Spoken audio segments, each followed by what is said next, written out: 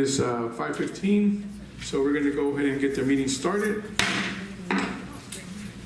The Insurance Committee of the Board of Education will convene on Wednesday, October 5th, 2016 at 5:15 in the PDC at Central Office 102 Genevieve, San Antonio, Texas, 78214-2997, Texas Government Code, Chapter 551. Meeting called to order by myself, Mr. Juan Mancha. Mr. Carlos Quesada called, said he wasn't going to be able to make it. Ms. Irma Cáceres is running a little bit late. We have Mr. Madrigal, Superintendent, Ms. Diane Tudyk, Executive Director of Human Resource, Ms. Elizabeth Guajardo, Benefit Coordinator. At this time, I'm going to go to item number 2. And before I go there was some of these booklets in the back. So if y'all want to get one, I think they have some in the back. So grab one so that way before we get started, you can follow along after we get started. Citizens to be heard, 15-minute limit total, 3-minute maximum per speaker. Citizens offered an opportunity to address the board without prior approval. The board, however, will not comment or engage in discussion. Presentation shall be informative only. No board action will be taken. The topic addresses shall be limited to those specifically included on the committee's agenda. Presentations should not include statements which may be considered defamatory, inflammatory, and or threatening against a person or the district. Any speaker shall not mention students' names unless naming your own child, nor address or complain against a district employee or officer. Such complaints will be handled through the guidelines set out district policy. At all other times, members of the public should not enter into any discussion or debate on matters being considered by the committee.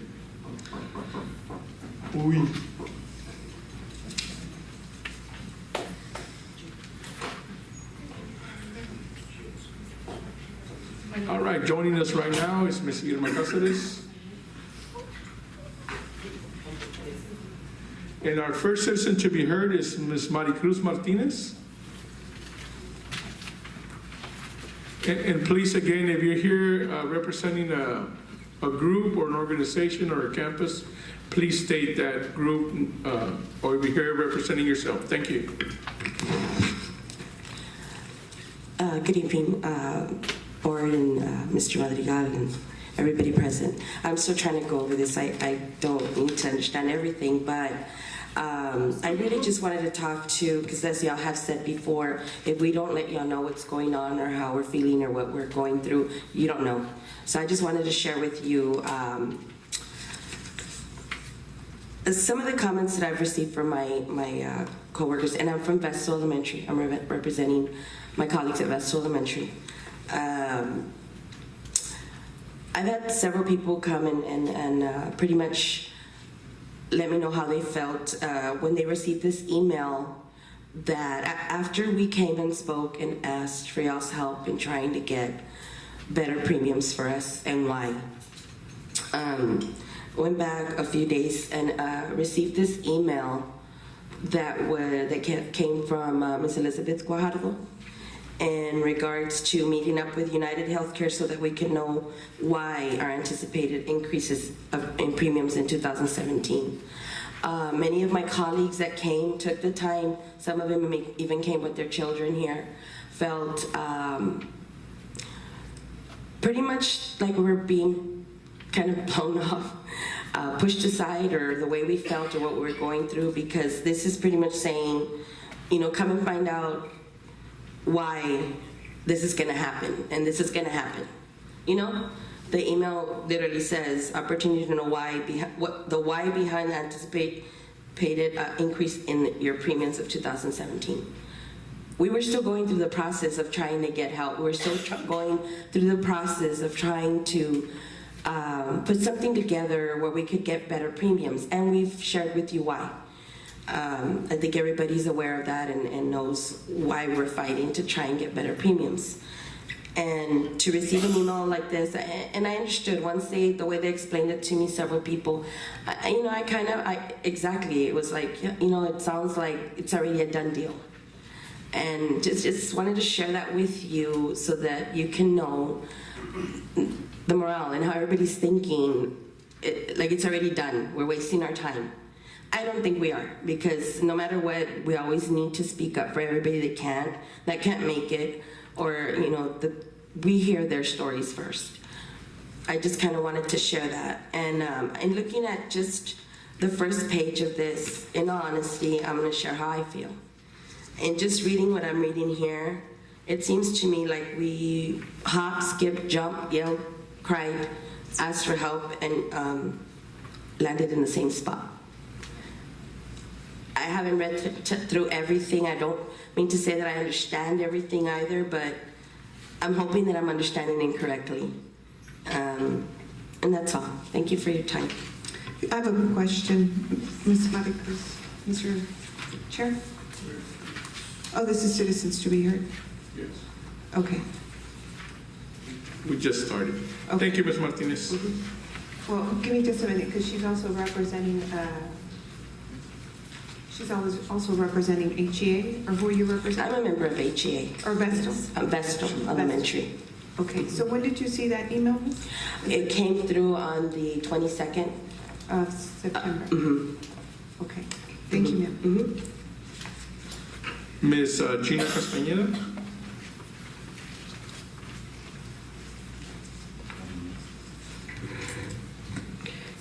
Good evening, Superintendent, board members, staff, and community members and employees that are here.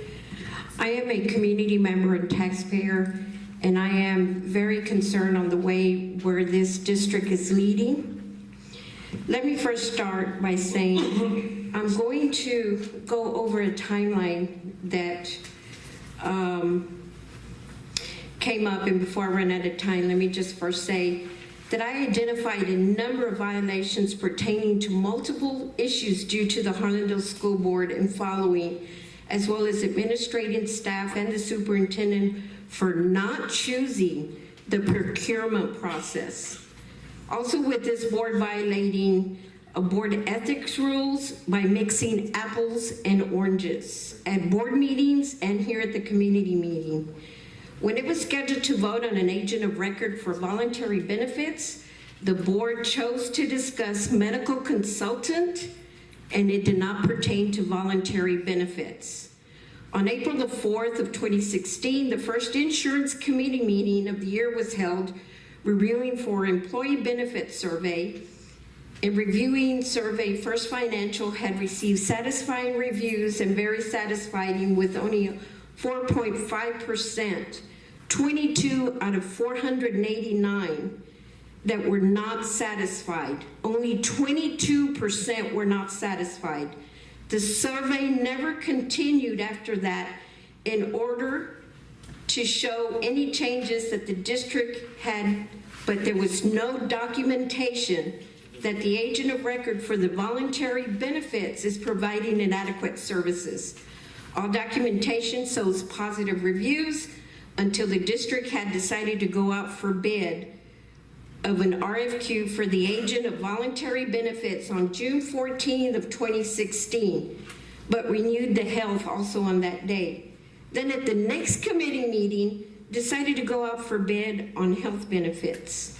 Now that's kind of funny because every meeting that I attended, we were talking about ancillary and not health. Also, calling votes in is a violation. It's unethical, unheard of, and in the past, it was the insurance committee board members with input from employees that constituted a recommendation of only certain few employees.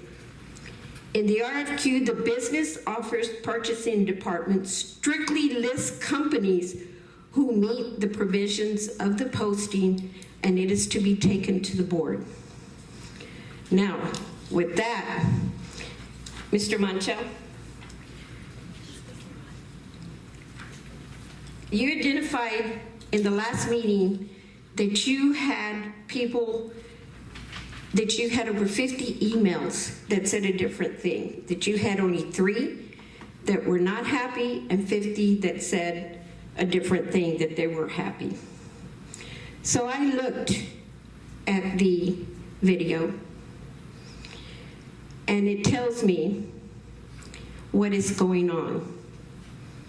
If someone else is negotiating with the contractor to change the outcome, instead of going off on the factors of Harlandale ISD, and that is in violation of CH legal. So what does this do to the district when it comes to transparency and accountability?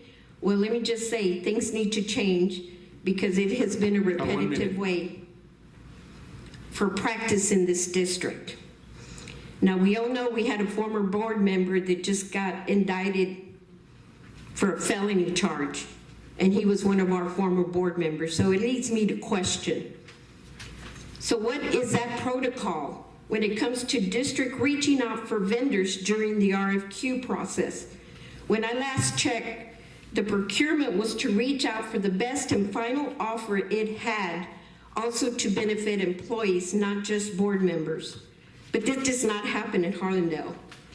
You make final presentations and took the board, and then it communicated took place, which was not to happen.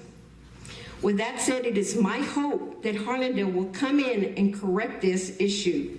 And it is only an example of a continuing repetitive problem in Harlandale ISD and its procurement, but also pertains to its employees with its voluntary benefits.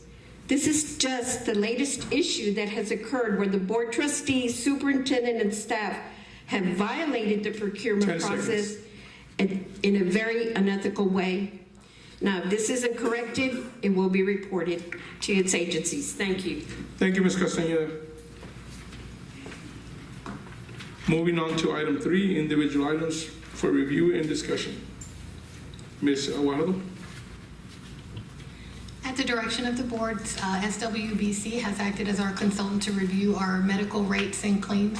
We have 3 members of SWBC here to go over the information that they have found.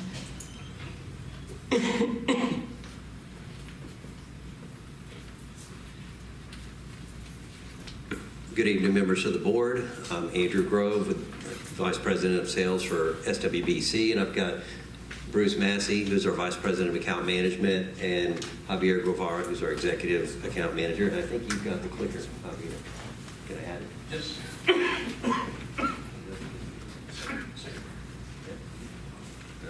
So first and foremost, I want to thank you for having us in this evening. Each one of you should have a presentation in front of you.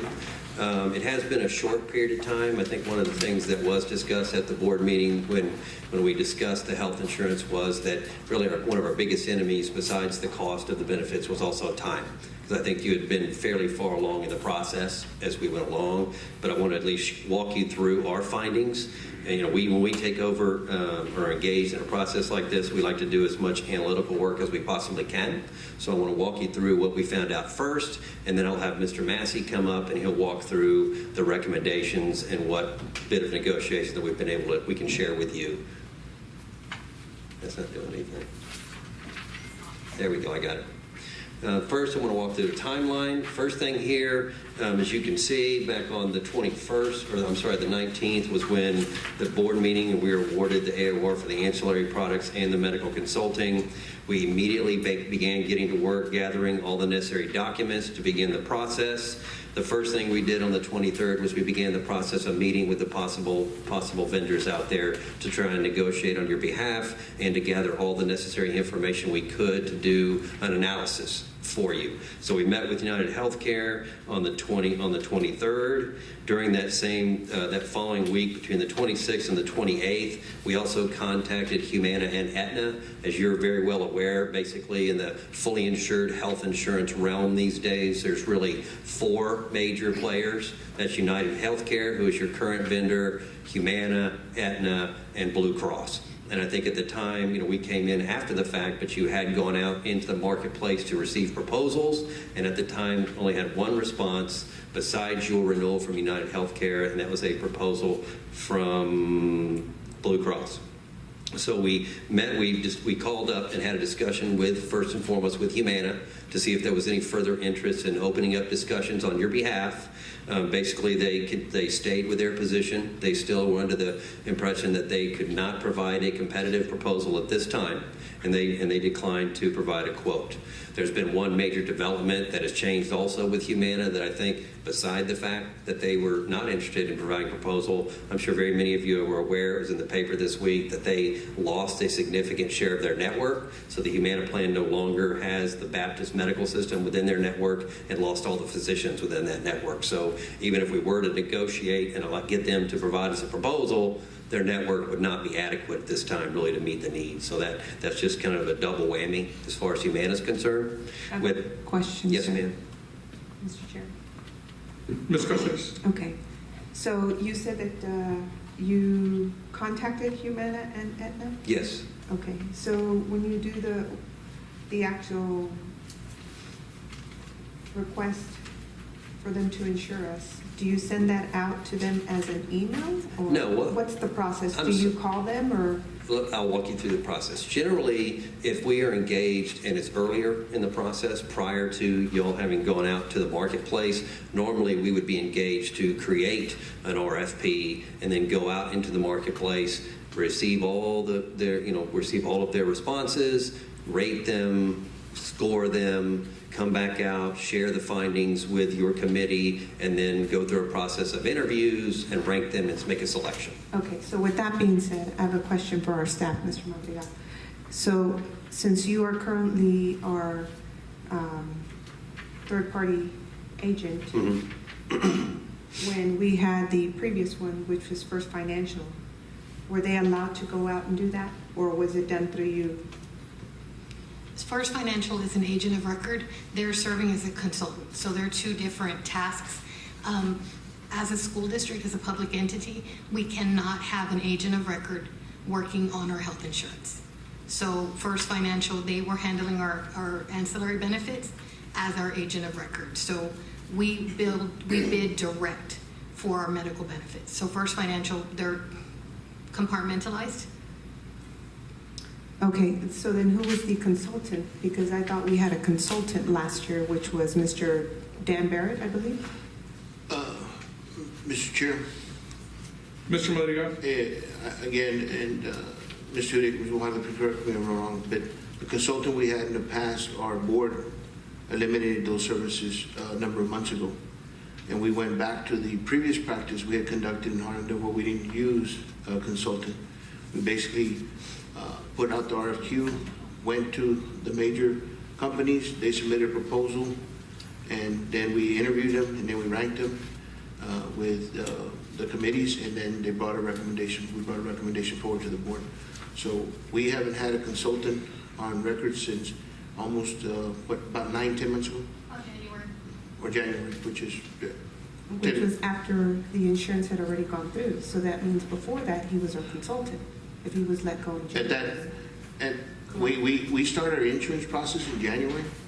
Once we started on No, January... we're doing the process right now before January, before we actually provide the benefits. Our board terminated our Right. consultant in January of 16. Correct, so that's what I'm saying, sir. That right now, we're in the month of October, so he was still employed with us during this time last year. What I want to share with you is that, again, your ancillary product agent of record cannot be used in that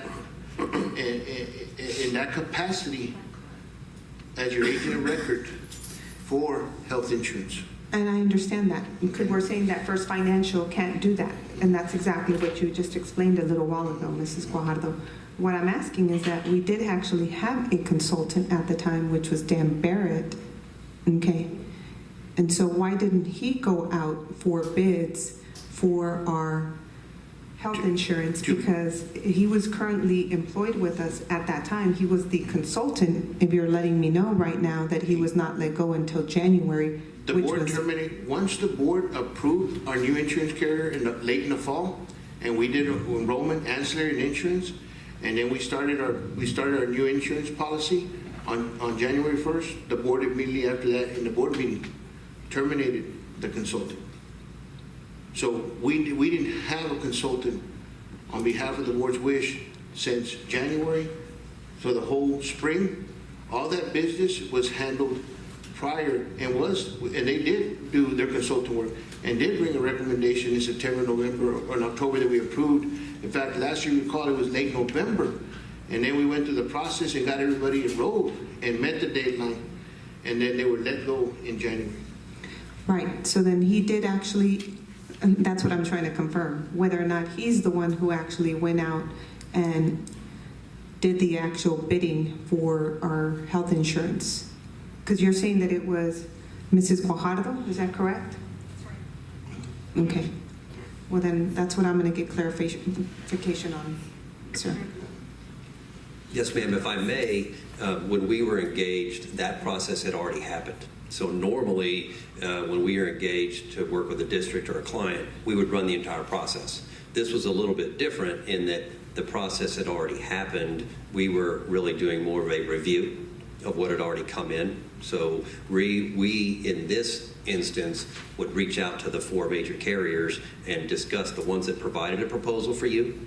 We discuss their proposal and try to negotiate on your behalf to get the most fair and affordable deal for the employees. And then we also, just as good practice, we wanted to check with the other 2 carriers, the other 2 major carriers, even though they did not provide a proposal, and gauge their interest if they would be interested in opening that up and providing a proposal.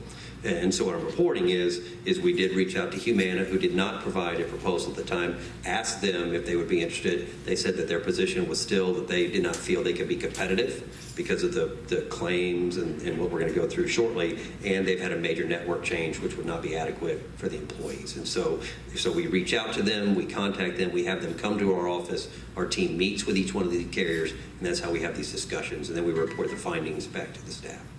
That's how it's Mr. Chair, Mr. Melendez? if I may add, Mr. Mancha, and I think you've been serving on the insurance committee even prior of us realigning our new subcommittees. Yes, sir. But again, or Diana, can you correct me wrong, but the direction to go out for an RFP and RFQ and RFP for health insurance was on direction from the insurance committee, am I correct? Prior, in the fall? In the summer, as we went into the new school year? Mr. Chair, I want to go back to Yes, Ms. Judy. to Ms. Cáceres, because I don't think we quite answered your question, and so I just want to make sure, because the question that Ms. Cáceres is asking is, this time last year, in 2015, did we have a consultant that was working right on the RFP? And so, and you mentioned Dan Barrett, and really the consultant firm was McGriff, I forgot their whole name. Yeah, McGriff, Siebel, and Williams. So this time last year, we did have a consultant. They did go out to RFP, and they did guide us through that process. And so they were the ones that helped us set the insurance in place for 2016. And so, but once... Again, they're the ones that also led us to the idea we wanted to go self-insured or full coverage insurance and things of that nature. That was the that was the consultant year before. before. The year Right, before. that was the year before. Did that answer your question, Ms. Cáceres? Well, because I'm wondering why we had Mr. Barrett. Was he part of this group, McGriff, Siebel, and Williams? Mr. Barrett came to represent McGriff, Siebel, and Williams for that one meeting because the Scott Gibbs was unable to attend. So they kind of work hand in hand on occasion. So he came as a representative, but he was not our consultant. He has an agency that's kind of separate and apart. He just came in to assist for that date. Okay, well then Mrs. Tudyk just confirmed that we did actually have this consulting firm, which was McGriff, Siebel, and Williams. But then you're saying that y'all are the ones who went out. for McGriff, the- Siebel, and Williams' contract was terminated in January of 2016. We went to bid in June or July of 2016. So we didn't have a consultant contract in place during that time Right, frame. that's for this year. That's for That's this correct. year. I'm talking about last year's insurance. That's So what in I'm referring to. 2015, for 2016, McGriff, Siebel, and Williams was our consultant. They did the RFP. The recommendation at that point was to renew with United Healthcare. Okay, that's what I wanted to verify, because that's what my question was for last year, not this year. Thank you. Thank you for that clarification, Ms. Judith. Go ahead. All right, and continuing along, we also contacted Aetna to see if Aetna would be interested in providing a proposal. At this time, they said they did not provide a proposal because their rates came in 58% above current, which is well above the renewal that we're going to be discussing and that you've seen prior. And so they were not competitive, so they chose not to change their position. So unfortunately, through our discussions with both Humana and Aetna, they did not change their position. Now, as far as Blue Cross, we met with Blue Cross because they did provide a proposal. They did come in a little bit higher than your renewal, so they were not the most competitive proposal. We did negotiate with them somewhat. They agreed to an $80,000 reduction in their annual premium, but that still left them well above your renewal. It was not competitive with where you are. And since then, they've had a network change. They've lost their contract with all the CVS pharmacies, so they've had a major network change too. That probably wouldn't be something that would be completely prohibitive of using them, but the fact is they're still well above what had been the offer, the renewal offer from United Healthcare. And so as we move along, we met with, on the 3rd, we met again with United Healthcare to discuss the large claims, to try to get as much of an update so we can show you the latest, and then discuss alternate plan designs with them, which we will present to you as we go along, and then to also discuss the opportunity for what we call bundling discounts. Last year, when your medical came up for renewal, you made the decision to allow United Healthcare to write your dental coverage, which gave you a bit of a discount because sometimes that helps. And so we had a discussion with them, which we're going to talk to you as we move along. We get to our recommendation to where they would like to, if they could get additional products, which brings in more revenue, they would be able to further reduce their offer. So we'll talk about that as we go along. And then basically we just put together our presentation for tonight. But now moving along, and I'll just move through this fairly quickly. I think you've seen a lot of this information. We weren't here at the prior meetings, but you've got it there in front of you. We've received claims information all the way back to 2013. For us to do a complete review of where you are and to start trying to project out is to help as we move along. As you'll see in 2013, you'll see in this column over here, far fourth column from the end to the right, that's the loss ratio. And so basically, I'm sure everyone in here knows what that means. Basically, the loss ratio has to do with the ratio of how much premium the insurance carrier has received versus how much in claims they've paid out. So in 2013, you'll see month by month, it actually ran very well. 2014, it started to creep up, as you can see in red. When it reaches over 100%, that's when it means that they've paid out more in claims than they've received in dollars coming in. And I know you're very familiar with this, but I want to be as thorough as I can. 2015, as you'll see, that loss ratio was creeping up all throughout the year.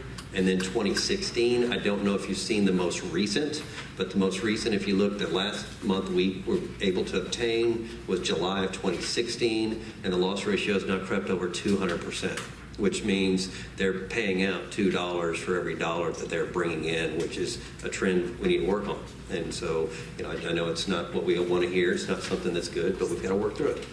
The next couple of pages just show some of the analytics. We'll look through some of the top spend around prescriptions. But I'm going to flip through these couple of pages, and I want to get to a review of the large claimants. This is something else that was something that prevented some of the other vendors from providing a proposal. So when you take a look at it, there's a total of $10 million in high claims, $10.2 million, and $5.5 million in claims that are claimants over $25,000. So we've got 69 claimants that have claims over $25,000 within the population, an average of $4,400. So those are some things that, that it's tough to face. We've got to work through it. It's something that we can come up with some things for the future to address, but that's what's been a bit restricting our ability to go out and find some more competitive proposals.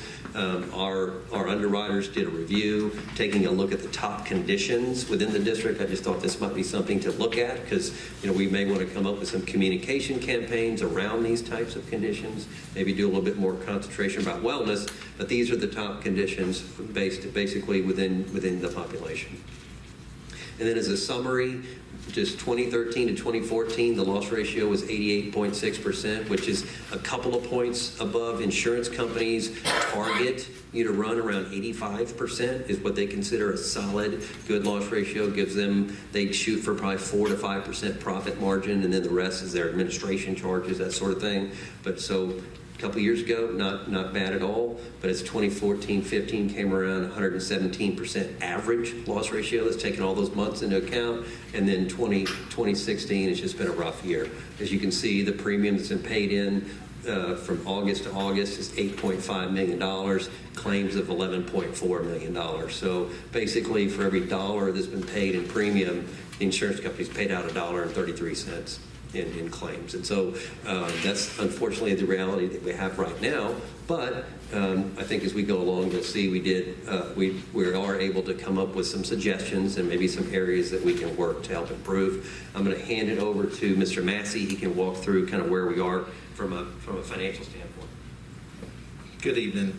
My name is Bruce Massey. I'm the Vice President of Account Management for SWBC, and I work with Javier on your case, looking at claims and doing the analytical work. What we're trying to show you here in this exhibit is that we looked at your current plan design and your contribution strategy, and we compared that to what came in as far as your renewal with United Healthcare. And what we tried to lay out for you is based on your contribution strategy and where you're at. You can go down to the bottom and see that the overall aggregate total increase was 40.5%. And for this plan to work, it needs $12.8 million in premium. Your base plan actually came in at 45% increase because of the utilization and the claims and everything else. Your other three plans came in at 29%. But this is what it looks like as an aggregate. Your overall aggregate increase was 40.5% with this plan design. And then as you flow through this chart to the right, you can see what if you accepted the renewal as is, what that would do to employees' monthly cost and how much an increase that would be. Okay? So we analyzed, how do you make it go? Mr. Chair, I have a question on this chart, sir. Okay. Ms. Cáceres? Yes, ma'am. So, right here where you have plan and then renewal, right? Yes, ma'am. The first green column to the left is what it's currently at? Is that what I'm understanding? To the left, you're talking about the 215.01? That's correct, for employee only? That is the employee's contribution on a monthly basis based upon the premium and what the district is contributing. So the district is contributing the $256.50 monthly. Okay, so from there, it's gone up, or it's going to go up on the 1st of January to $353.02. And if you look to the right, that's $138 over what they were paying the previous year. Does that make sense? Yes, it does. That's if you accept the 40.5% increase. If you don't do anything and just renew as is, that's what it would be. If we don't do anything and we just renew as is, this is what it would be right here. That's correct. So when you say if we don't do anything, what is it that we can do? If you don't change the plans, if you don't change contribution strategy, if you do nothing Okay. but just accept it as is, that's how it would look. If we don't increase our employer contributions? If you don't do anything. Okay, so currently, we're looking at $256.50 that the district gives each employee towards their insurance per month. Correct?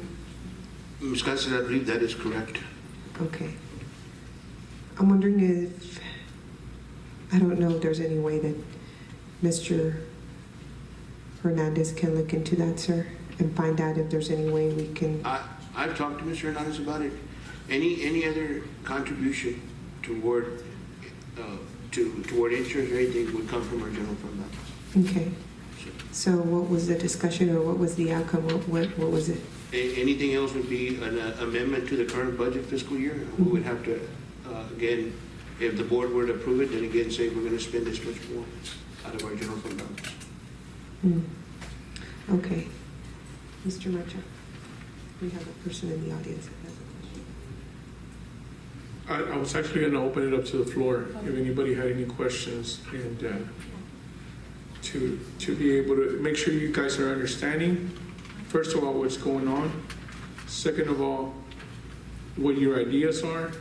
I really would hate, from the emails that I got, a lot of the families are thinking about dropping their kids, dropping their spouses. I do not want to be held accountable for a child not being able to be taken care of, for a child not to be able to go see the doctor. You know, for us to have to go to the old home remedies, you know, not get diagnosed properly, not get treated properly. It's a scary thought. You know, when you get over, you know, 50 emails, and this is just the people that found out that I wanted to hear from them. You know, and they're telling me their stories. My kid has this, my child has this, and it's like, I need the insurance. But if I pay what you're asking me to pay, then I'm gonna lose everything. You know, and these are not uneducated people. These are educated people. These are people that are in control of our future. And I cannot believe that we cannot do any better for them. You know, it is so sad that I look at this and it hurts. It hurts. I mean, basically, some of the people are going to be working just to pay the insurance. You know, because then we have our cafeteria staff, we have our paras, we have our people from O's, our custodians, that they're paying the same amount. They're not getting a discount because they are, you know, hourly wages. So I really want to open it up to the floor. So, Miss, can you please come up to the mic and introduce yourself? And again, it's very important that the camera's on, and I want to make sure that they're able to hear who you are, who you're representing. Whether you're representing yourself, I don't have a problem with that. I just want to make sure that we understand that we're here to benefit everybody. And I don't want nobody to leave and say, well, you know, I didn't get to speak my mind. I didn't get to, you know, you didn't get to hear my opinion.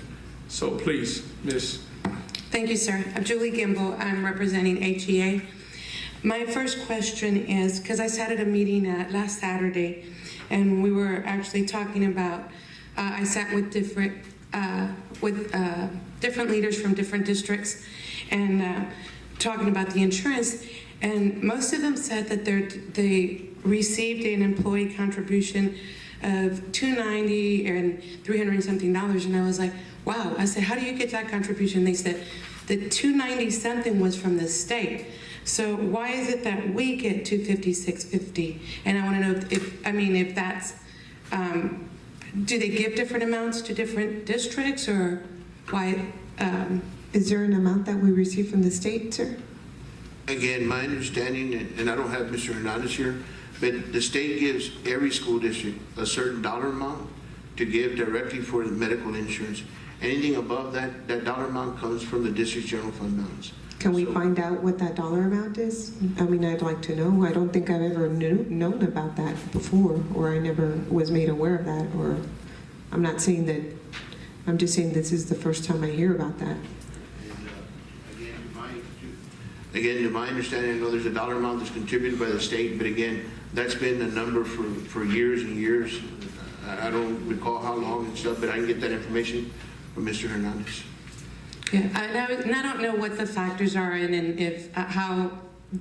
I was just wondering, you know, what is the amount of I know that I've also networked with several superintendents, and I've asked them what their percentages are and how much they've paid, or what's the difference what are their employees compared to ours. And of course, I just recently been, because I wanted to see what the presentation, but do you all have any of that information, any of that information that you could probably share with us? We can pull, we don't have it with us, but we can pull that.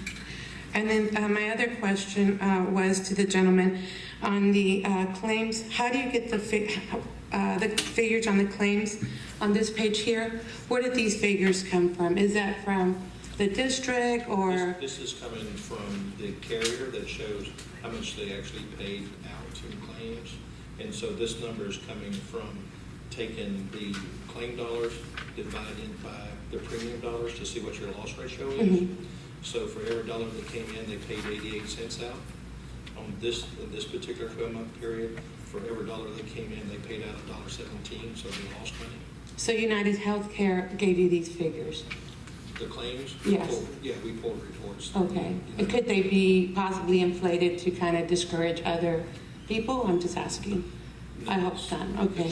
I was just wondering, well, when they look at claims and they look at us being a high district and then that nobody wants to come. So I was just kind of wondering what how these figures came about.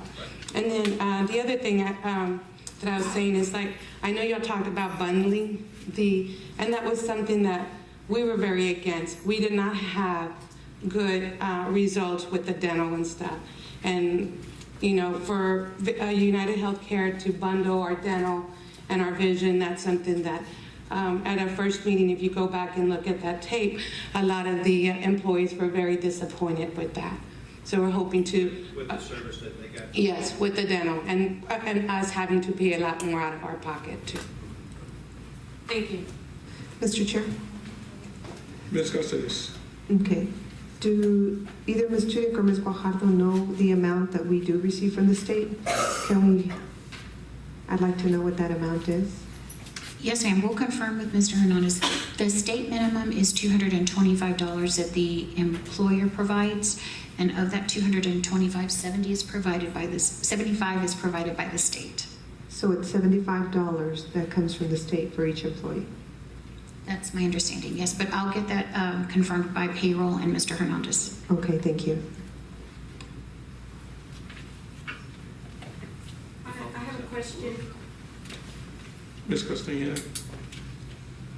I think there does need to be an investigation. As far as I can tell, the employee's contribution rate for all state and educational employees should be a 1.75% of the wages, with the employer's contribution of a 4.75%, just to let you know.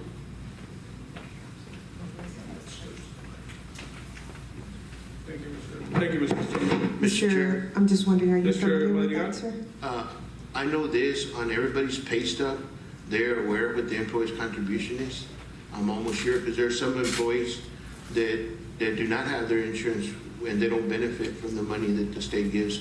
We use it for our benefits. But again, I don't know if, I'm not going to, again, without Mr. Hernandez here that deals with, again, all our finances and our payroll department to know exactly the dollar amount. Like Ms. Tudyk, I'd like to go ahead and get those numbers to bring it forward, because I want to present concrete numbers, and I couldn't tell you right now a concrete number.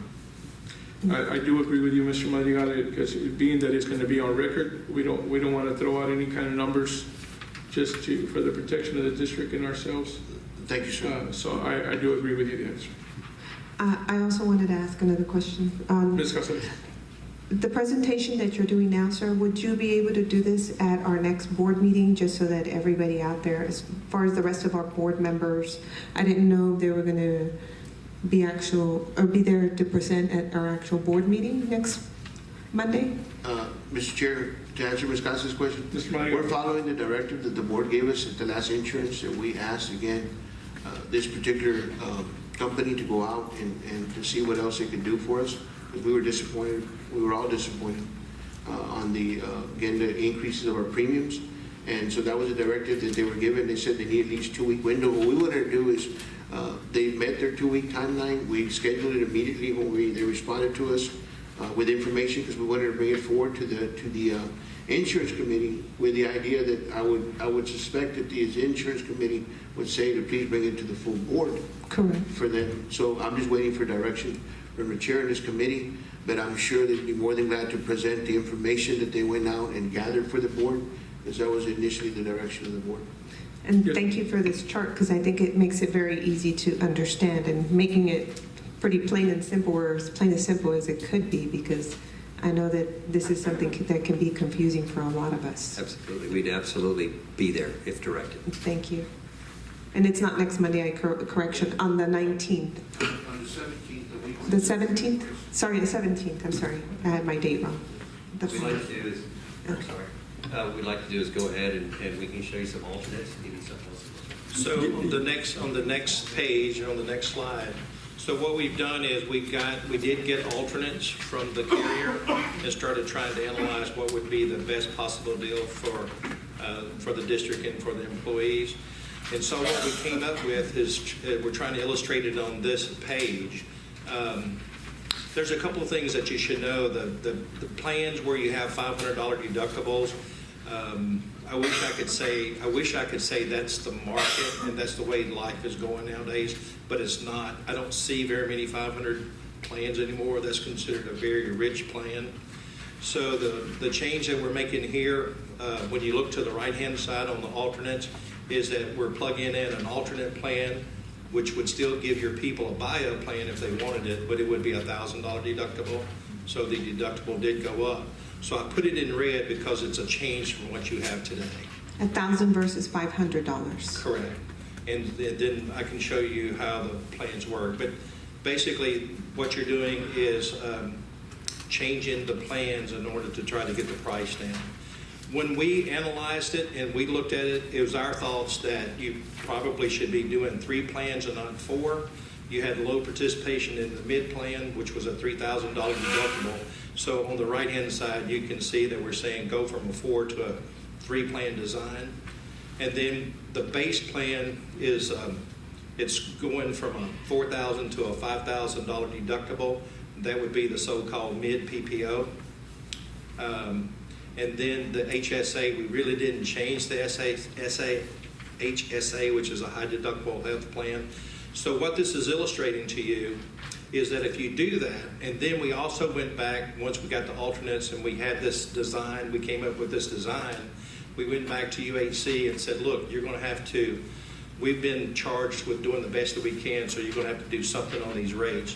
We did negotiate a reduction. It's $126,000. It equates to about 1%, but that's also built into this.